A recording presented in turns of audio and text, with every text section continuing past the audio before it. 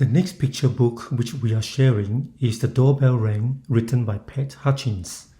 The story begins with two children evenly dividing a dozen fresh chocolate chip cookies. Just then, the doorbell rang, and two more friends arrived. So now four children shared the cookies. Over and over again, the doorbell rang as more friends turned up, and less cookies were available for each child. When each child had only one cookie remaining, the doorbell rang again. What do you think might be the mathematical content in this children's book? Indeed, this book can be used across reception to grade 3, depending on the mathematical concepts you are focusing on. While hard copies of this picture book is readily available, it is also suitable for sharing with your students in remote learning mode.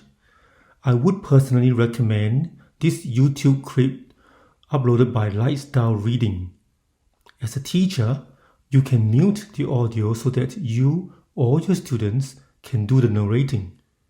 You can also pause the video clip to simulate a pause when turning over a page, such as when you want your students to predict what comes next.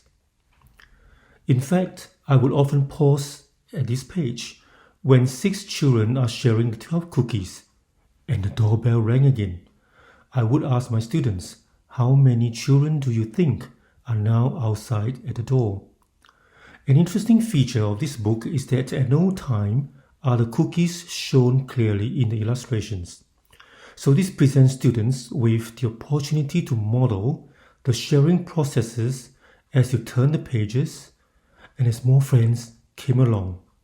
Acting out the story with paper cookies like this, which you can print out for students, is not only fun and engaging, but it also solidifies the maths concepts presented in the book in a hands-on manner.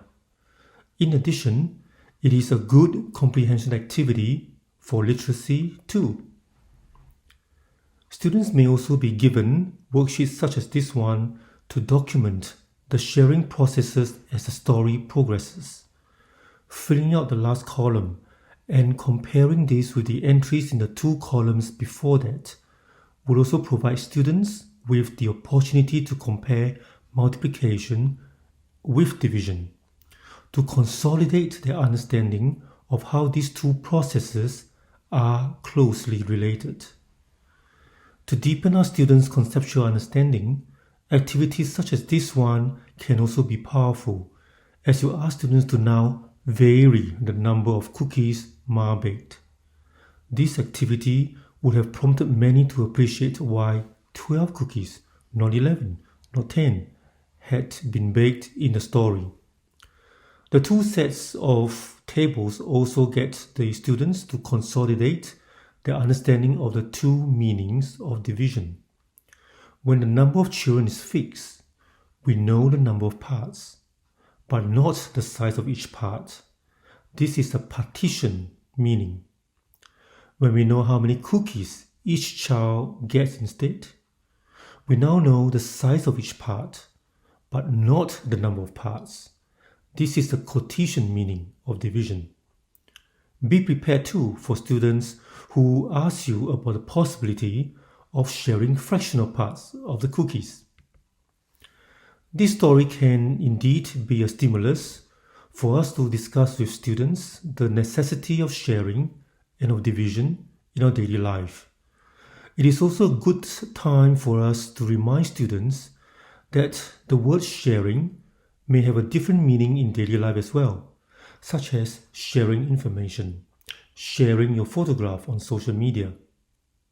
At the same time, we might want to be sensitive to some of our students' cultural conceptions of what it means to share.